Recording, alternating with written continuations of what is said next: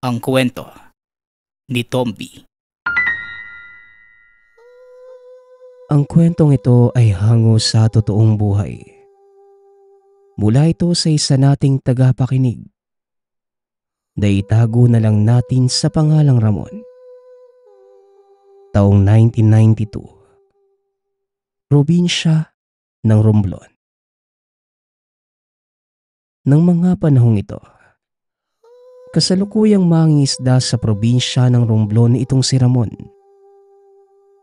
Kadalasan siyang nakikisakay sa bangka ng kaibigang tawagin na lang natin sa pangalang Paeng. May sariling bangka naman itong si Ramon. Ngunit mas nais niyang makisakay sa kaibigan. Dahil mas malaki ang bangka nito na kayang magsakay ng 5 katao at 6 na paldo ng lambat. Sa ganong paraan, mas marami ang huli, mas malaki ang kita. Ang bangka naman ay ginagamit niyang panghatid ng mga huli sa kabilang isla upang doon ipagbili. Wala namang kakaiba sa pamumuhay ni Ramon. Tahimik itong nakatira sa isang kubo kasama ang ama at inang kapwa matatanda na at hindi na kayang maghanap buhay. Panganay sa 3 magkakapatid si Ramon at nag-iisang lalaki. Nagsipag-asawa na ang mga kapatid kaya siya na lamang ang nangangalaga sa 2 matanda. Maliban sa pagiging masipag, kinagigiliwan din si Ramon ng mga tao sa kanilang baryo, lalo na ng nakakatandang mangingisda dahil sa angking kabaitan nito. Kahit pagod na ang binata, kapag nakakakita siya ng mga taong dapat tulungan, kahit hindi pa niya ito kakilala, walang pagdadalawang isip siyang tumutulong. Isa sa mga natulungan ng binata ay ang matandang tawagin na lang natin sa pangalang Takyo, na naging dahilan ng malaking pagbabago sa buhay ni Ramon. Nangyari ito nang minsang naglilinis ng lambat ang binata sa dalampasigan. Dinagsa ng napakadaming dikya ang dalampasigan at sumabit ang mga ito sa nakaabang na lambat. Nakita ni Ramon si Mang Takyo na nagkakandaugaga sa pagtatanggal ng mga dikya, kaya nilapitan niya ito upang tulungan. "O Mang Takyo, mukhang puno din ang lambat mo ah. Yung sa akin kakatapos ko lang dilinisin. Tulungan ko na po kayo dyan." Wika ng binata. Hindi naman ito tinanggihan na matanda dahil pagod na din ito. "Salamat naman at dumating ka. Kailangan ko talaga ng tulong eh." Tugon ni Mang Takyo habang nagtatanggal ng mga dikya. Nakikipagkwentuhan ang binata kay Mang Takyo kung saan-saan na napunta ang usapan nila hanggang sa madako ito sa usaping kababalaghan. "Mang Takyo, natatandaan ko pa po nung bata ko. Meron pong kakaibang liwanag na nagpapakita doon sa bandang liluan. Yung pinag-aaryahan ni na tatay noon, ano po ba talaga ang meron sa lugar na yon? At bakit pinagbabawal ng mga otoridad ang pangingisda doon?" Tanong ni Ramon. "Hindi ko din alam, iho. Pero ang alam ko, maraming taon na ang nakakaraan. Ilang mangingisda na ang nakakita ng kakaibang nilalang sa lugar. Matapos naging usap-usapan ng tungkol doon, isa-isa nang nagsipaglaho ang mga kababaryo nating nangingisda sa lugar na yon. Swerte na nga lang kami ng tatay mo at nagawa pa naming makaligtas. At kung may nakakaalaman ng mga bagay-bagay tungkol sa liluan, sigurado akong ang tatay mo yon." Tugon ng matanda. Ang liluang tinutukoy nila ay isang bahagi ng karagatan ng Romblon na malapit sa bayan nila Ramon. Marami ang mga mangingisdang takot lumaot sa lugar dahil na din sa mga sakunang nangyayari doon. Ilan sa mga mangingisdang nakaligtas ay nagsasabing Biglang lumalakas ang hangin ng walang dahilan. Tumataas ang alon na nagiging sanhi ng pagkawasak ng kanilang maliliit na bangka. Hindi rin nakakaligtas ang mga barkong nagagawi doon dahil sa hindi malamang rason. Bigla na lamang bumababa ang tubig. Naihiwagaan po talaga ako sa lugar na yun, Manong eh. Pero natatandaan ko pa kasi nung bata ako. Sumasama pa ako kay tatay para mangisda doon. Pero wala namang nangyari. Siguro natataon lang din na malakas ang alon kaya ganun. Wika ni Ramon. Napangiti naman ang matanda at muling nagsalita.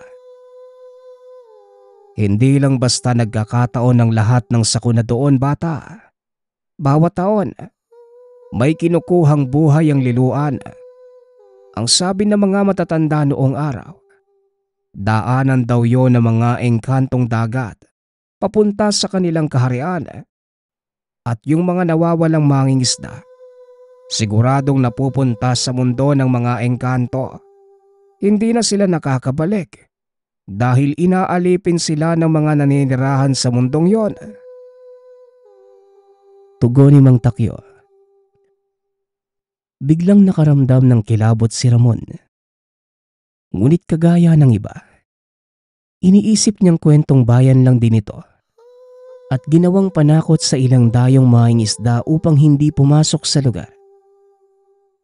Tanaw mula sa kinatatayuan ng dalawa ang sinasabing liluan. At kung titignan mo ito mula sa mataas na bahagi ng dalampasigan, makikita mo ang kakaibang kulay ng karagatan at payapang tubig nito. Manong, siguro naman walang mangyayari kung susubukan kong pumunta doon sa liluan, no? Pasensya na po kayo pero hindi po talaga ako naniniwala sa mga kwentong bayan eh. Kilala niyo naman ako, 'di ba? Hindi ako nakukumbinsi hanggat hindi ko nakikita ng harapan. Wika ni Ramon. Biglang natigilan si Mang Takyo sa sinabi ng binata. Napaupo ito sa gilid ng bangka at tinignan ng masama si Ramon. Sabay sabing, hindi mo alam ang sinasabi mo, Ramon. Kaya payo ko lang sa'yo. Huwag mo nang subukan pang lumaot sa bahaging yon. Wala namang mawawala sa'yo kung makikinig ka lang sa akin. Muling wika ni Mang Takyo.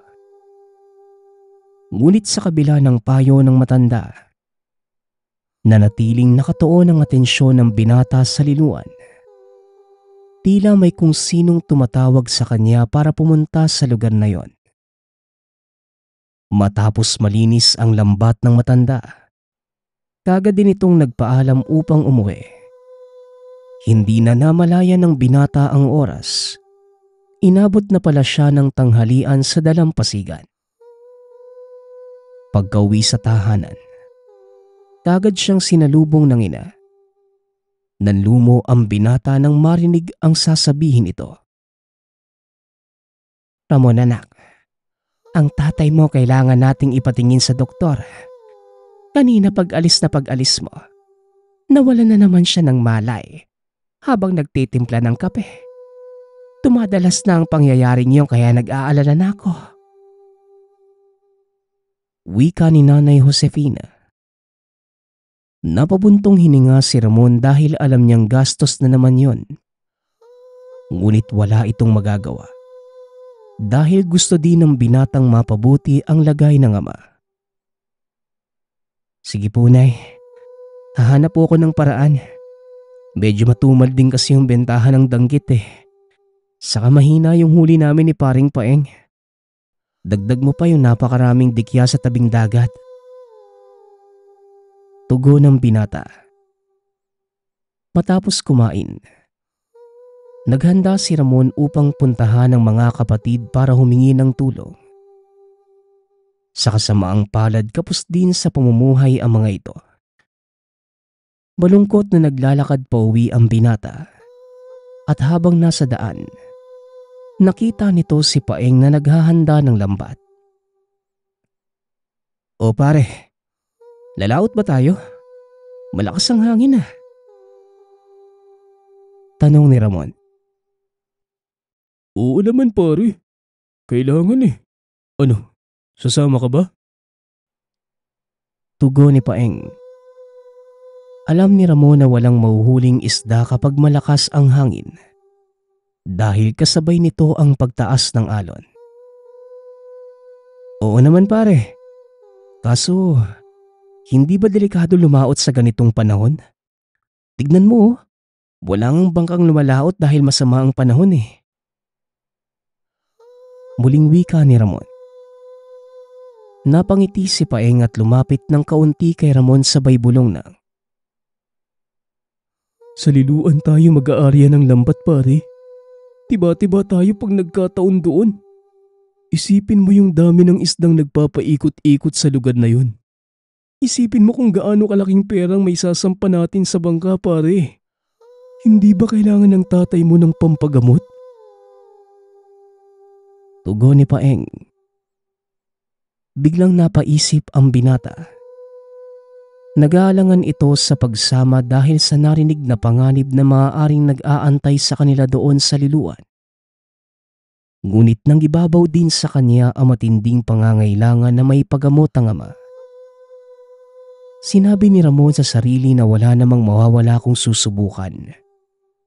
Isa pa, gusto din itong patunayang kung totoo ang hiwaga ng liluan. Sige pare, sandali lang ah. Maghahanda lang ako ng mga gamit. Doon mo na lang ako antayin sa dalampasigan. Wika ni Ramon. Dali-dali na itong umalis upang magbihis ng kasuotang pangisda. Pagkabalik nito sa dalampasigan, laking pagtataka ng binata dahil wala namang dalang lambat o pangawil si Paeng. Puro kahon na gawa sa kahoy ang kinarga nito sa bangka. O buti naman nandito ka na. Ang tagal mong bihis ah. Wika ni Paeng. Hindi na ito pinansin ni Ramon dahil nakatuon ang isipan nito sa mga kahong dala ng kaibigan. Teka pare, anong laman ng mga kahong yan? Saka nasan yung mga lambat? Tanong ni Ramon. Gumiti lang si Paeng at sinabihang sumakay na sa bangka. Hindi naman nag-usisa pa ang binata. Inantay na lamang nito ang susunod na gagawin ng kaibigan. Papasok pa lamang sila sa liluan. Kinikilabutan na si Ramon. Kakaibang katahimikan ang bumabalot sa buong paligid maging ang tubig. Napakapayapa na tila salaming nakaharap sa kalangitan. Manghang-mangha si Ramon sa mga tanawin. At nabalik lamang siya sa wisyo nang marinig nito ang isang malakas na pasabog sa tubig. Nang lingunin niya si Paeng, nagahagis na ito ng kung ano sa tubig. Tinignan ni Ramon ang laman ng dala nilang kahon at noon pa lamang napagtanto na dinamita pala ang nasa loob ng mga ito. Paeng, ano sa palagay mo ang ginagawa mo? Bawal yan ah. Itigil mo yan pare. Umuwi na lang tayo. Wika ni Ramon. Ngunit hindi man lang natinag si Paeng at tuloy pa din ito sa paghahagis ng sinindihang dinamita sa tubig. Maya-maya pa, biglang lumakas ang hangin. Natigilan si Paeng sa paghagis nang bigla nilang nakita ang napakalakas na liwanag na nanggagaling sa kailaliman ng liluan. Nakaligtaan itong may sindi ang hawak na dinamita at sa kasamaang palad, nabitawan niya ito sa loob ng kanilang bangka. Dali-daling tumalon sa tubig si Ramon para iligtas ang sarili. Ngunit hindi pinalad na makaligtas si Paeng. Sumabog ito kasabay ng kanilang bangka. Nagpalutang-lutang ang binata sa gitna ng laot habang pinagmamasdan kung anong kumikilos sa kailaliman. Walang ano-ano eh. Biglang lumakas ang alon at tila puyo na umikot ang tubig sa kinaroroonan. Dito na nagsimulang mataranta si Ramon. Pilit siyang lumalangoy papunta sa tabi. Ngunit dahil sa lakas ng pag-ikot ng puyo, hindi niya nagawang makatakas. Tuluyang lumubog ang binata sa kailaliman ng liluan. Inakala niyang yun na ang katapusan. Ngunit naalimpungatan ang binata nang matagpuan ang sariling nakadapa sa dalampasigan ng isang hindi pamilyar na isla. Marahang tumayo ang binata. Iniikot ang tingin sa paligid. Hindi alam ni Ramon kung nasaan na siya ng mga sandaling yon, dahil lahat ng nakikita ay bago sa paningin. Tumayo si Ramon at naglakad papunta sa mapunong bahagi ng isla. Swerte namang may malapit na batis kung saan siya napadpad, kaya kagad itong nakapaglinis ng katawan. Nagpahinga sandali si Ramon. Pilit inaalala kung nasa na siya. Ngunit alam din ni Ramon na minsan ay hindi pa siya nakakarating sa lugar na yon. Pinili ng binatang ikalma ang sarili, dahil alam niyang walang magagawa kung magpapadala siya sa kaba. Muling naupo si Ramon sa puno ng niyog habang nakatingin sa dalampasigan. Nakita nito ang ilang peraso ng kahoy mula sa bangka ni Paeng. Sinabi sa sariling kailangan niyang makabalik sa bayan upang ipagbigay alam sa lahat ang naganap.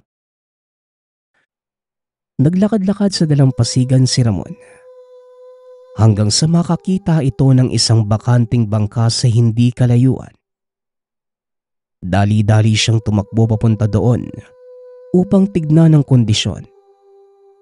Nang makitang maaari niyang gamitin ang bangka, dali-dali niya itong itinulak. Ngunit nang magawa na ni Ramon na palutangin ang bangka, nanlumo ang binata dahil hindi niya alam kung saan pupunta. Maging ang karagatan ay hindi pamilyar sa kanya. Habang nakatingin sa malayo, nagulat si Ramon dahil may kung sinong nagsalita mula sa likuran. Hindi ka basta-basta makakaalis dito, pare. Sinubukan ko na din yan kaya ako. Tanggap ko nang dito na ako habang buhay. Ako nga pala si Delio. Ikaw, bakit ka napadpad dito? Wika ng lalaki. Hindi ko din alam kung bakit ako napadpad dito eh. Ang huling naaalala ko lang, nangingisda kami ng kaibigan ko. Tapos, aksidente niyang nabitawan yung dinamita na ginagamit namin. Nawalan ako ng malay at pagising ko nandito na ako. Pagpapaliwanag ni Ramon. Napangiti naman si Delio at muling nagsalita.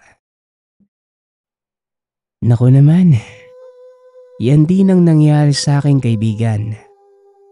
Natukso ko sa dami ng mga isda sa liluan eh. Pinasabugan ko ng dinamita. Aksidente ding nabitawan ko yung sulo. Bumagsak sa ibang mga pampasabog na nasa bangka. Kaya heto ko ngayon. Maswerte nga ako at hanggang ngayon, buhay pa din ako. Pero wala nang pag-asang makalabas mula sa lugar na ito. Wika ni Delio.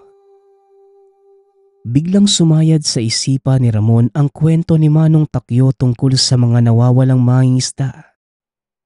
Kaya hindi niya naiwasang itanong kay Delio kung kailan naganap ang sakunang naging dahilan ng pagkakalulong nito sa lugar. Nanlaki ang mga mata ng binata sa mga isinagot ni Delio. Dahil ang petsang binabanggit nito ay mahigit 10 taon nang nakakalipas. Seryoso ka, Delio? 10 taon? Pero bakit parang hindi ka naman tumatanda? Tanong ni Ramon. Kilala mo ba si Mang Takyo? Kung kilala mo ang taong yon, magkasing edad lang kami at siguradong naikwento niya na sa iyo ang lahat. Mahiwaga ang liluang bata. Ang sino mang makapasok sa lagusan ay hindi natatanda o mamamatay. Hanggat nandito ang lugar na ito, patuloy kaming mali-mali. Patuloy tayong mabubuhay. Ito ang kaparusahan ng paglapastangan natin sa kalikasan. Pagpapaliwanag ni Delio. Ngunit sa kabila ng mga sinabi nito, determinado si Ramon na makahalis sa lugar. Kung nawawalan ka na ng pag-asa, pues ibahin mo ko. Ngayon kung sasama ka sa akin, maghanda ka na. Pero kung desidido kang manatili na lang sa lugar na to, wala na ako magagawa. Basta ako, aalis ako dito. Dahil may mga taong umaasa sa akin. Wika ni Ramon. Sabay tulak ng bangka papalaot. Muli siyang pinigilan ni Delio. Ngunit nagpatuloy pa din ang binata. Bata, hindi ka makakalampas sa hangganan ng liluan. Patuloy ka ding babalik sa lugar na ito. At kahit anong gawin mo, paulit-ulit ka lang dadalhin ng alon pabalik sa dalampasigan kung saan ka naggamalay. Wika ni Delio. Ngunit hindi pa din nakinig si Ramon. Kagaya ng sinabi ng kasama, hinahampas ng malakas na alon ang bangka ng binata at muli siyang napadpad sa dalampasigan. Ngunit napakalakas ng determinasyon ni Ramon. Muli niyang itinulak ang bangka papunta sa laot. Ngunit ganun lang din ang nangyari. Makailang ulit niya itong ginawa. Hanggang sa tila nawawala na siya ng pag-asa. Nakatayo na lamang ang binata sa dalampasigan at pinagmamasdan ng napakalawak na karagatan. Papalubog na ang araw na mga sandaling yon. At habang iniisip ang mga naiwang magulang, napapaluha na lamang ito. Akmang lalakad na siya pabalik ng dalampasigan. Nang biglang matanaw ni Ramon ang liwanag sa ilalim ng dagat. Naalala niya ang nangyari bago ang sakuna. Muling nabuhayan ng pag-asa si Ramon. Dali-dali nitong itinulak ang bangka papalaot at sa pagkakataong yon, inantay ng binata na muling tumaas ang alon. Kasabay ng pag-angat ng pader na gawa sa tubig, ang muling paglitaw ng napakalaking ipo-ipo. Sa pagkakataong yon, hinayaan ni Ramon na hatakin siya ng malaking daluyong papasok sa pinakagitna nito. Tumagal pa ng ilang minuto ang kaganapan. Hanggang sa tuluyang nawala ng malay ang binata. Nagising na lamang itong nakasampas sa kapirasong kahoy habang nakalutang sa gitna ng laot. Nag-angat ng tingin ang binata ang nakita ang isang pamilyar na tanawin. Napangiti na lamang siya. Dahil alam niyang nakabalik na ito sa sariling baryo. Ngunit muli siyang nakatulog dahil sa sobrang pagod. Nang magkamalay si Ramon, nakita nito ang sariling nakahiga sa isang papag habang pinapaikutan ng mga tao. Dahan-dahan siyang bumangon. Iniikot ang tingin sa paligid. Laking pagtataka nito dahil naroon ang mga pamilyar na muka. Ngunit tila tumanda na ang mga ito ng ilang taon. Maging ang mga paslit na dati naghahabulan sa dalampasigan, nagsipaglakihan na din. Mabuti naman at nagising ka na, Ramon. Laking pasasalamat namin at nakabalik ka pa ng ligtas sa loob ng maraming taon. Inakala ng lahat na patay ka na. Wika ng Kapitan Del Barrio na tawagin na lang natin sa pangalang Kapmyong. Naputo lamang ang pagsasalita nito dahil biglang sumabat si Ramon. Teka, anong ibig niyong sabihin? Anong ilang taon? Ilang araw pa lang ako hindi nakakauwi ah. Tugon ni Ramon. Patuloy na nagbubulungan ang mga tao na siyang ipinagtataka ng binata. Dahil ang pagkakaalam niya, Ilang araw pa lamang siyang hindi nakakauwi. Maya-maya ay dumating ang nakakatandang kapatid. Saka pa lamang nalinawan si Ramon sa lahat ng nangyayari. Hindi makapaniwala ang binata dahil ang inaakala niyang ilang araw na pagkawala, umabot na pala ng halos 5 taon. Kagad namang isinama pauwi ng kapatid si Ramon. Ilang araw ang nakalipas ay pinuntahan ng binata si Mang Takyo na nooy nakaratay na sa higaan dahil sa sobrang katandaan.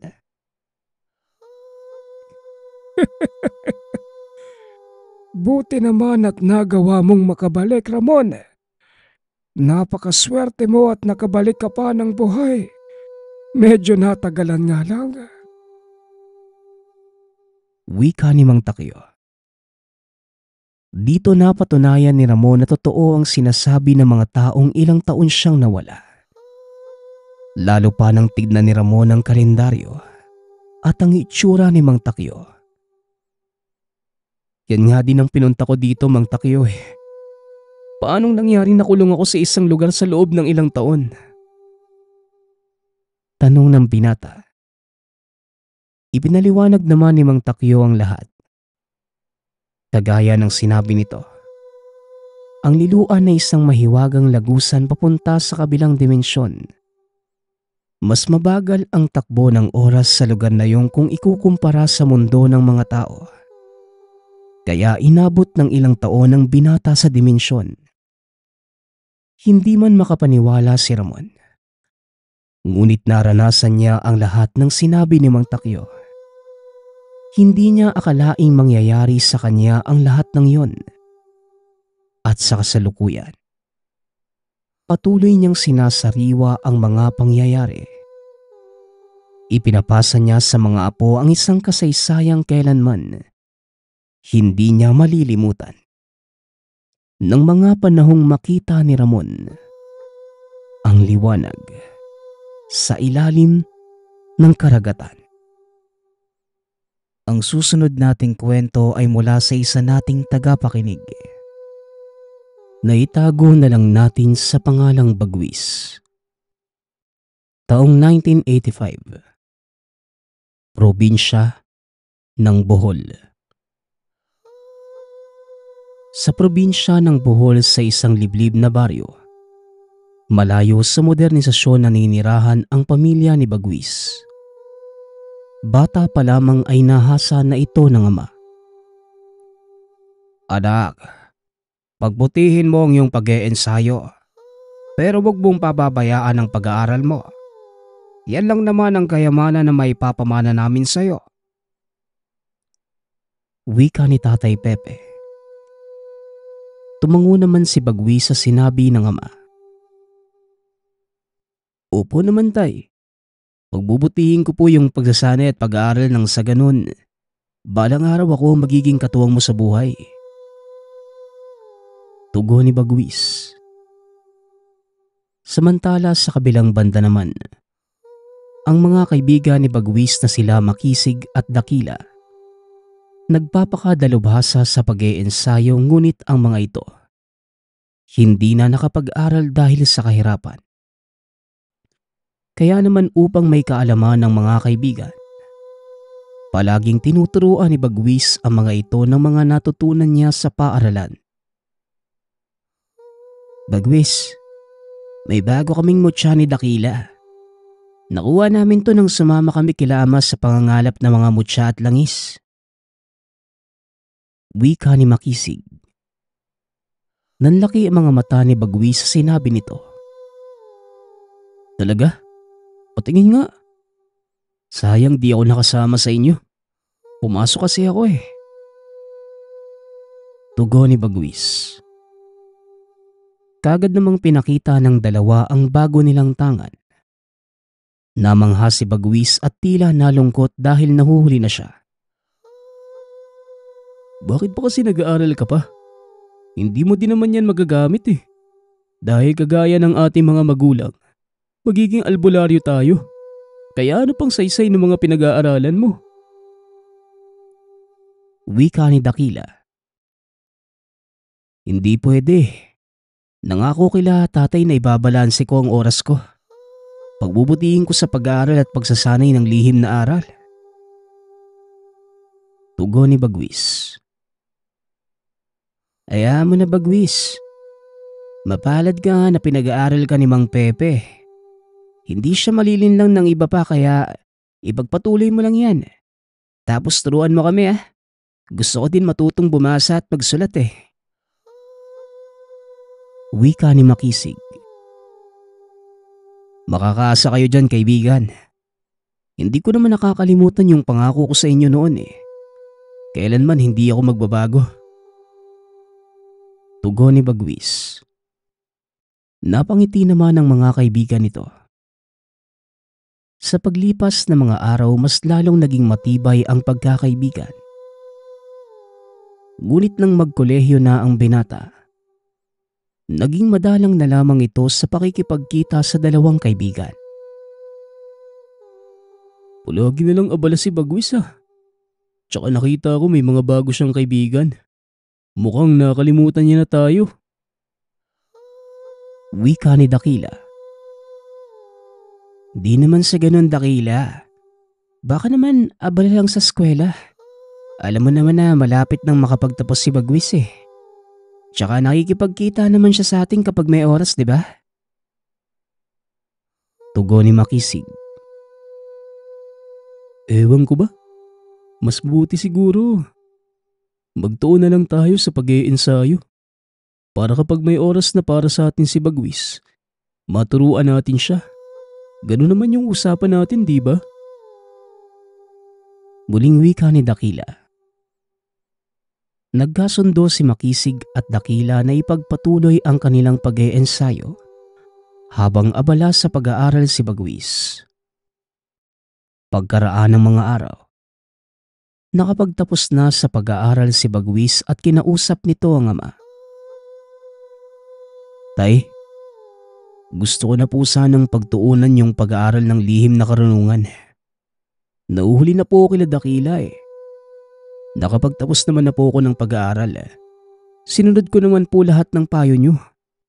Sana pagbigyan niyo ako. Wika ni Bagwis. Ngumiti naman ng ama at sinabing, kahit ano pa ang iyong desisyon, susuportahan pa rin kita, anak. Palagi mong tatandaan na nandito ako para sa'yo at handang gumabay. Tugon ni Tatay Pepe. Labis na saya ang naramdaman ng binata nang marinig ang tugon ng ama. Kinabukasan, maaga pa lamang ay nagpunta na si Bagwis sa tambayan nilang magkakaibigan. Bagwis, mabuti naman at nakapunta ka na. Kamusta? Matagal din na hindi ka namin nakakasama. Wika ni Makisig sabay yakap sa kaibigan.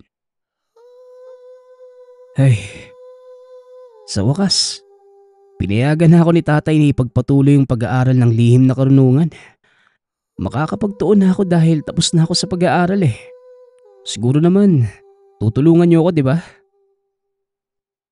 Tugon ni Bagwis. Oo naman. Hindi namin nakakalimutan yung usapan natin oh. Ikaw lang naman itong hindi tumupad eh.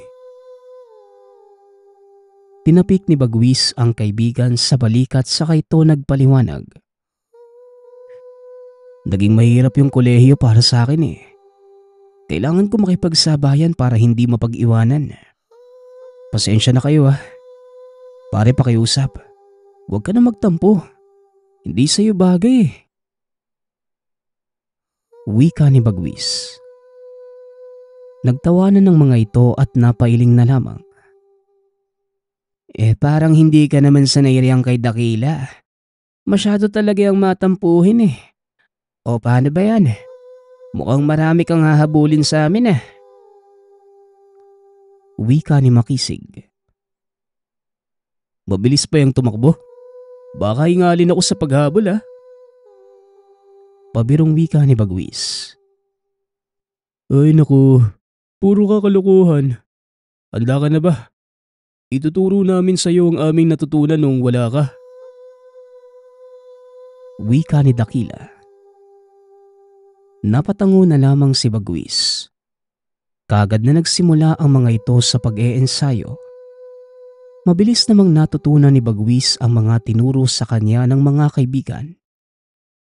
Matapos ang buong araw na pagsasanay, nakaramdam ng pagod ang mga ito. Grabe, ang bilis mong matuto ah. Wala ka pa ding pinagbago? Wika ni Makisig. Alam nyo naman na gusto kong humabol, hindi ba? Kaya dapat lang matutunan ko ang mga bagay na hindi ko pa alam para hindi nasasayang yung mga araw. Tugon ni Bagwis. Napangiti naman ang dalawa sa sinabi ng kaibigan. Nagakbayan pa ang mga ito. Sa wakas, kumpleto na ulit tayo. Walang maiiwan sa atin ha? Wika ni Dakila. Basta bukas turuan mo kami ng natutunan mo sa paaralan ha? Para hindi kami mangmang at may alam din kami kahit di kami nakatungtong sa eskwelahan. Dagdag ni Makisig. Napangiti naman si Bagwis sa sinabi nito. Aba syempre, kayo pa ba? Sige na, magpahinga na tayo. Bukas dating gawi ha, hintayan dito. Wika ni Bagwis. Tumango naman ang dalawa. Nagiwahiwalay na ang mga ito at umuwi na sa kanilang mga tahanan. Kinabukasan, kagaya ng dati ay nauna na naman si Bagwis sa kanilang hintayan. Ngunit labis ang pagtataka ng binata. Dahil ilang oras na ang lumipas, hindi pa rin dumadating ang mga kaibigan. Ilang sandali pa ang lumipas. Bigla na lamang dumating si Dakila. Nangihina ito at halatang galing sa away. Bagwis, tulungan natin si Makisig. Kinawawa siya ng mga maniningil ng buwis. May mga baril sila. Kaya nanahimik kami at nabugbog. Alam mo naman, di ba? May tangan din si Kapitan. Kaya wala kaming laban dun. Wala din doon si Mang Nonong kaya magmadali na tayo. Wika ni Dakila. Dali-dali namang pumunta sa tahanan ng kaibigan ang dalawa. Dito nila naabutang bugbog sarado si Makisig. Kaya naman hindi na nakapagpigil pa ang binata. Gamit ang pinagkaloob sa kanya ng balaw, kaagad na inatake ng binata ang mga kalaban. Nang mga oras na yon, sabik si Bagwis na magamit ang kakayahan. Kaya naman humingi ito ng gabay at lakas sa balaw. Gamit ang lakas na pinagkaloob, buong puwersang sinuntok ni Bagwis ang kanilang kapitan. Napasuka ng dugo ang lalaki. Hindi ito makapaniwala sa lakas na taglay ng binata. Malakas ka, bata. Kakaiba ang iyong taglay na kakayahan. Pero hindi yan uubra sa isang kagaya ko.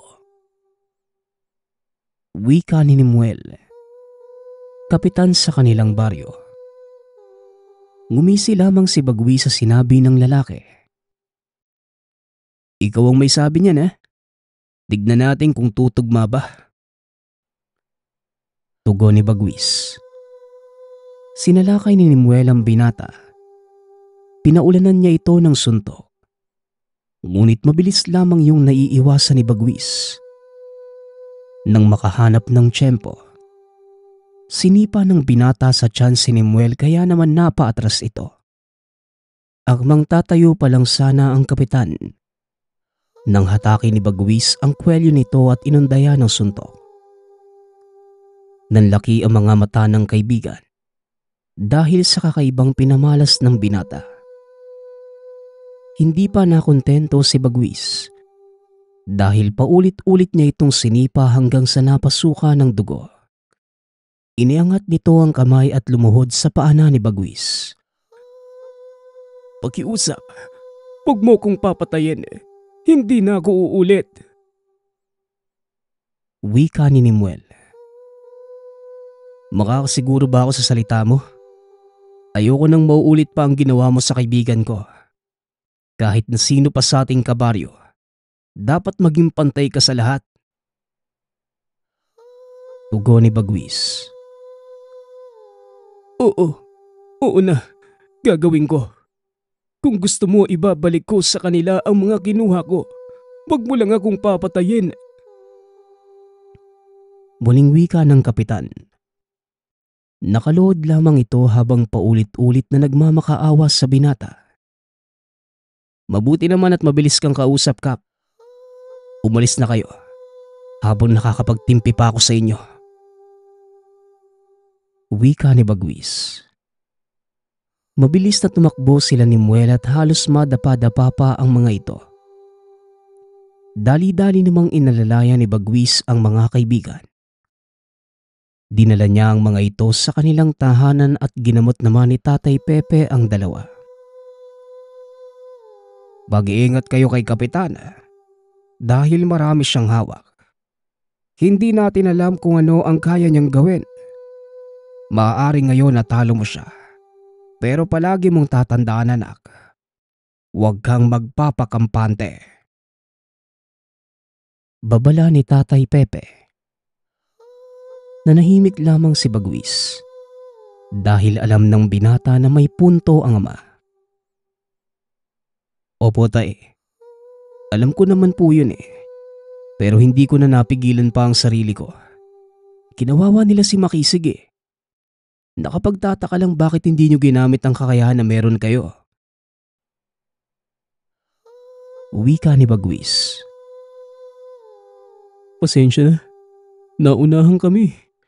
Hindi na kami nakakabawi pa dahil nakuha nila yung mga tanga namin. Tugon ni Dakila. Ano? Hinayaan nyo na makuha sa inyo? Paano kung gamitin nila laban sa atin? Anong gusto mong gawin namin? Makipagpatayan? Isugal ang buhay namin? Yun ba ang gusto mo? Yun naman dapat talaga ang ginawa nyo eh.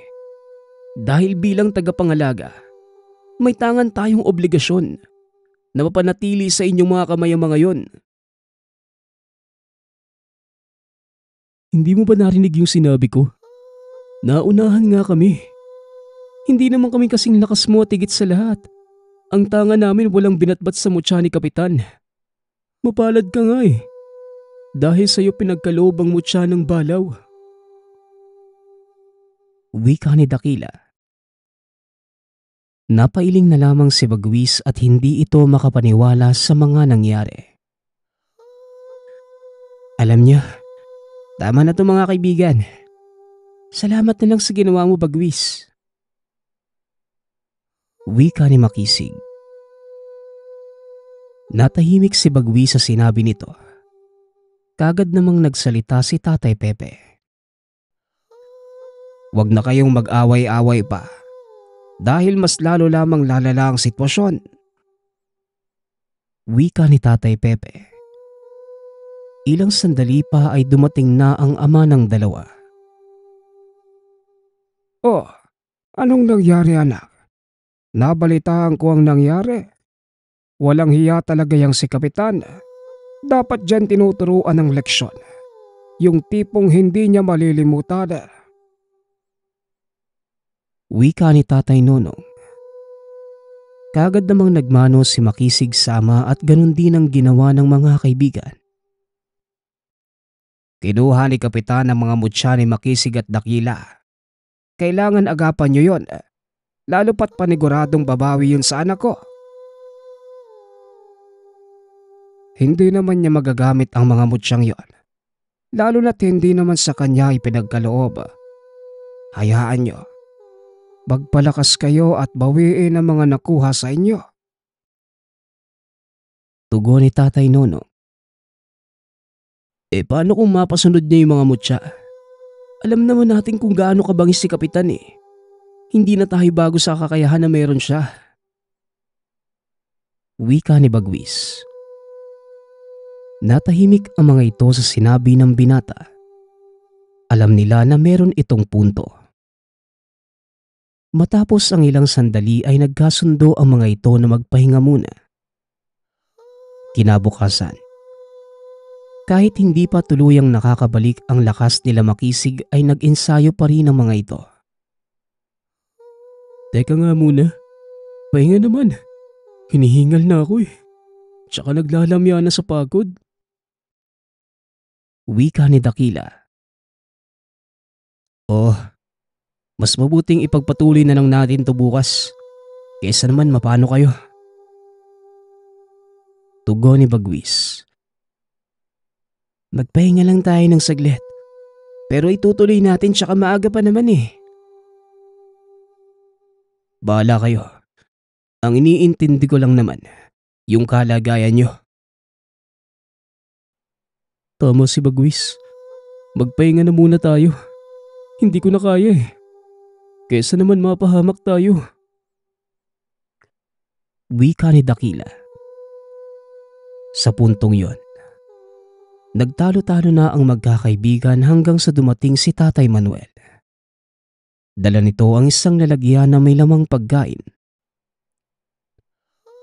At bakit naman kayo nagtatalo-talo? Kayo talaga. Hindi nyo ba kayang mag-usap-usap ng walang alitan? Wika ni Tatay Manuel. Natahimik ang tatlo at dito nilabas ng matanda ang mga pagkain. Ang dami naman ang dala mo, Tay. Ang sasarap pa at masustansya. Wika ni Dakila. Kumain na muna kayo para magkaroon ng lakas at gumana ang mga isipan ninyo. Wika ni Tatay Manuel. Kagad nilantakan ng mga ito ang pagkain. Ilang sandali ang lumipas, dumating na rin si Tatay Pepe at Tatay Nonong. Ginabayan ng mga ito ang kanilang mga anak sa pag-e-ensayo. Ilang linggo ding nagsanay ang mga ito. Hanggang sa naging handa sa pagharap sa kanilang gahamang kapitan. Makalipas ang ilang linggo, nabalitaan ng magkakaibigan ang kalupitan ng kanilang kapitan sa Karatig Baryo. Kagad namang nagpunta doon ang magkakaibigan. Taas noong kinakausap ang mga ito na tila iniinsulto. Aba, magaling na pala kayo. Mabuti naman at nakaharap na kita muli, Bagwis. Hindi pa ako nakakalimot sa ginawa mo sa akin. Wika ng kapitan. O kapitan, di ba meron tayong usapan? Bakit nandito ka na naman sa kabilang baryo? At naghahasik ka pa ng kahayupan mo? Tugon ni Bagwis. Tumawa lamang ang lalaki. Masama nitong tinignan ng magkakaibigan. Malakas na ako ngayon kumpara nung una tayong nagkalaban. Wika ni Nimuel. Napailing ang magkakaibigan sa kayabangan na meron ang kanilang kapitan. Walang sabi-sabi. Sinunggaba ni Dakila ang lalaki. Sinuntok nito ng ubod ng lakas si Nimuel. Napaatras ang kapitan. Hindi naman nagpahuli si Makisig at gamit ang orasyon na mula sa turo ng ama. Pinahirapan nito si Nimuel. Nagtulungan ng magkakaibigan upang pagtulungan ng kapitan na gahaman. Ano akala mo? Papadaig kami sa isang kagaya mo?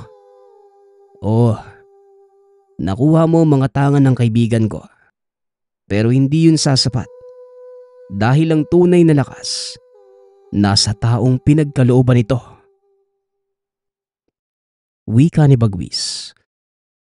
Sa puntong yon, uminit ang ulo ni Nimuel. Sinuntok nito sa ulo si Bagwis ngunit mabilis iyong naiwasan ng binata. Upang mas lalong inisin ang kalaban, sinipa ng binata sa tadyang ang kalaban kaya naman napadaing ito. Hindi masyadong makaporma si Nimuel dahil napipigilan ang kanyang paggalaw dahil sa mga orasyon ni Makisig. Ilang sandali ang lumipas. Binalot ng dilim ang paligid. Dito na nagpalit ng anyo si Nemuel. Isa itong tigabulak o isang uri ng aswang na kumukuha at nambibiktima ng mga bata. Gayunpaman, hindi nag-alinlangan ang magkakaibigan. Tiwala ang mga ito sa kakayanan ng isa't isa. Maya-maya pa'y sumenya si Dakila kay Makisig. Nakagad namang naunawaan ng binata.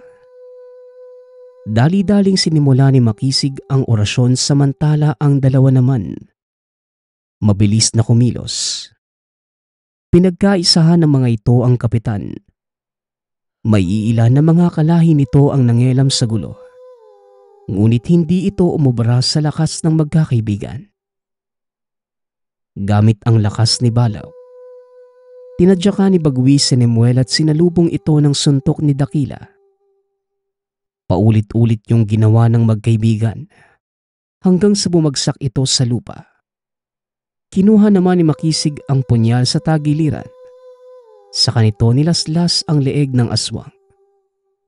Nang masigurado na wala na itong buhay, sinunog ng magkakaibigan ang bangkay nito. Dali-dali namang tumakas ang iilang kalahi ng kapitan na isang malaking pagkakamali ng magkakaibigan. Ang mga natirang tigabulak nakipagkampihan sa mga mandarakal o mga aswang na magaganda ang wangis. Ngunit naghahasik ang mga ito ng kasamaan sa mga karatig baryo. Hindi nakalampas ang mga balita sa magkakaibigan. Kaya naman nagkasundo ang mga ito na tumulong sa mga taong nangangailangan. Isang araw, nagpunta ang mga ito sa isang baryo. Pinigilan nila ang mga ginagawa ng mga kaaway. Ngunit nang matapos ang laban, sila pa ang lumabas na masama sa mata ng mga tao. Pambihira. Sila na nga ang tinulungan. Tayo pang lumabas na masama. Ang lalakas ng tama sa isip ng mga taong to. Sa atin pa'y sinisi yung mga nangyari. Wika ni Dakila. Alam niyo minsan, naiinis na ako tumulong ha. Imbes na magpasalamat sila, galit pa. Kaya nakakapagod tumulong. Wala naman tayong napapala eh. Nilalagay pa natin sa kapahamakan yung buhay natin. Tugon ni Makisig. Sa puntong yon, natahimik lamang si Bagwis. Ngunit kagad nitong pinuna ang mga kaibigan. Hindi natin masisisi yung mga tao kung ganun sila magsalita. Alam nyo naman sa panahon ngayon napakahirap magtiwala. Mas mabuti na tumulong tayo at ipakita na mali sila. Kasi kung hindi tayo kikilos, mananaig ang mga masasama Una ni Bagwis. Napabuntong hininga naman ng dalawa sa sinabi nito. May pagpipilian pa ba tayo? Kahit ano namang gawin natin, kaya tumulong tayo o hindi, may masasabi pa rin at masasabi ang mga tao Kaya nga, mas pipiliin natin ang tama. Bakit ba napunta sa ganitong usapan? Sige na, magpahinga na nga tayo. Mamaya mapunta na naman sa kung saan-saan yung usapan natin Tugon ni Bagwis. Nagiwa-hiwalay na ang mga ito. Kinabukasan, maaga pa lamang nagpunta na si Dakila sa tahanan ng mga kaibigan. Mga pare, may sayawan sa karatig baryo Baka naman pwede tayong dumalo. Minsan lang naman Wika ni Dakila. Aba, magandang ideya yan pare Sandali, maliligo lang ako. Para naman, mabango ko kung sakaling may magandang dalaga tayong makita doon. Tugon ni Makisig. Sige ako din Magbibihis lang. Aba syempre, minsan lang tayo lumabas at magsaya. Sulitin na natin. Wika ni Bagwis. Aba, himala, sumang-ayon ka sa amin ha? Akala ko, kukontra ka na naman eh. Natawa naman si Bagwi sa sinabi nito. Grabe kayo sa akin ha. Siyempre gusto ko din namang magsaya no? Kahit paminsan-minsan lang. Wika ni Bagwis. Nagkibit balikat na lamang ang mga kaibigan nito. Matapos ang pag-uusap na yon, umalis na ang tatlo at nagpunta sa Karatig Baryo. Nakipagsayawan ang magkakaibigan. Wala nang pinalampas sa mga ito. Labis na saya ang naramdaman nila. Hanggang sa lumapit sa kanila ang isang dalaga. Makinis ang balat. Matangos ang ilong at mamula-mula ang labi. Pare, ang ganda niya no? Ako nga pala si Dakila. Ano pangalan mo? Pagpapakilala ni Dakila. Sa umpisa pa lamang nakaramdam na ng kakaiba si Bagwi sa dalaga. Mag-ingat kayo ah. Baka nagpapanggap lang yan. Kinakabahan ako sa babaeng yan. Babala ni Bagwis. Ngunit sa puntong yon, hindi nakinig ang dalawa sa kanya. Bahala ka kung ayaw mong sumama. Basta kami, susunod kami sa kanya. Wika ni Makisig. Nagpakilala ang dalaga bilang Maribel. At talaga namang naakit ang dalawa sa kagandahan na taglay nito. Samantalang si Bagwis naman, kahit nataliwa sa nais ng mga kaibigan, hindi niya iniwan ang mga ito. Bagkus sumama ito kila Makisig. Ilang sandali ang lumipas. Nakarating ang mga ito sa isang tagong baryo sa loob ng kagubatan. Doon pa lamang napagtanto nila Dakila na may hindi tama sa mga nangyayari kaya naman huminto ang mga ito. Teka lang, akala ko ba mamamasyal tayo at isasama mo kami sa mga kaibigan mo? Bakit ang layo na natin? Tanong ni Dakila. Gumisi lamang ang babae at ilang sandali lang. Ipinakita nito ang tunay na itsura. Sa isang iglap, napaligiran ng mga aswang ang magkakaibigan. Sinabi ko na nga ba eh, kaya masama yung kutob ko kanina pa eh. Kaso di ko lang kayo maiwanan. Ang titigas kasi ng ulo nyo. Para kayong bago ng bago eh. Wika ni Bagwis. Hindi itong panahon para magsisihan. Ano? Magtatalo-talo na naman ba tayo? Kesa isipin kung paano makakawala sa mga mandarakal na yan? Napabuntong hininga si Bagwis. Wala nang pagpipilian na magkakaibigan kundi ang labanan ang mga ito. Sinimula ni Makisig ang makapangyarihang orasyon. Samantalang ang dalawa naman, inipon ang kanilang lakas. Sabay-sabay nilabanan ng mga ito ang mga kampo ng kadiliman.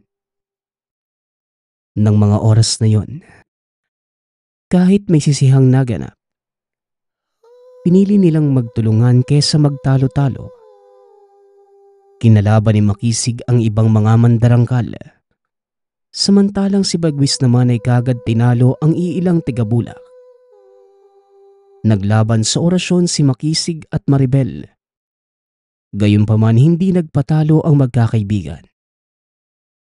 Nang makitang hirap na si Makisig, kagad namang tumulong si Dakila at Bagwis. Maya-maya pa'y hindi na nakayanan pa ni Makisig. Dahilan para magsuka ito ng dugo. Makisig, maupo ka muna dyan. Huwag mong pilitin ang sarili mo kung di mo na kaya. Ipaubaya mo na muna sa amin ito. Ang mahalaga maging maayos ka. Wika ni Bagwis. Tumango lamang si Makisig dahil hindi na nito kinaya pa ang kapangyarihang taglay ni Maribel. Lalo na't may alam ito sa itim na mahika. Gayunpaman hindi nagpapadaig si Bagwis. Nakipaglaban ang dalawa kay Maribel. Mabilis na kumilos si Dakila.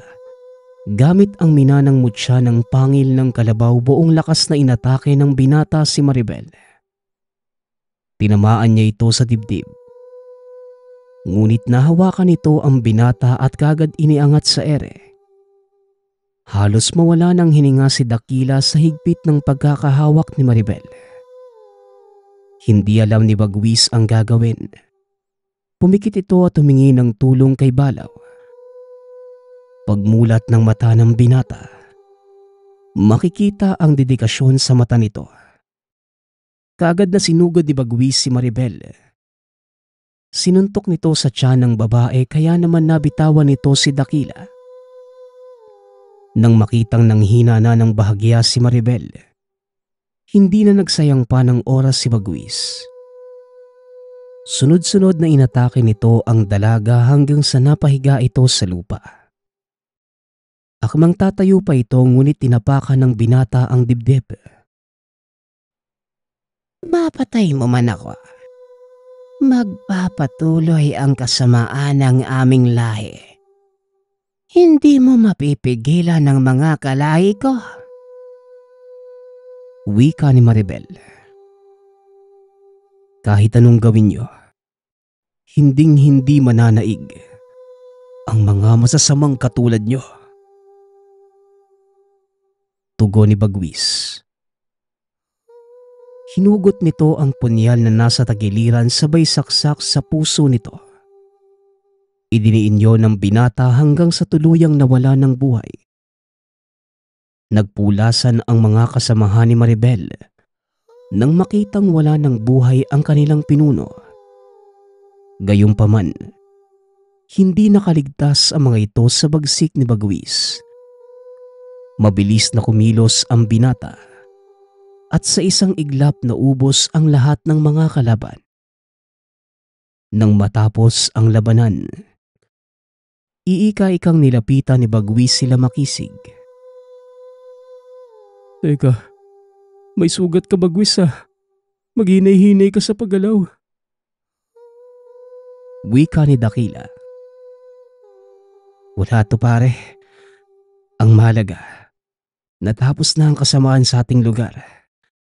Tara na, paniguradong hinihintay na tayo nila tatay. Tugon ni Bagwis.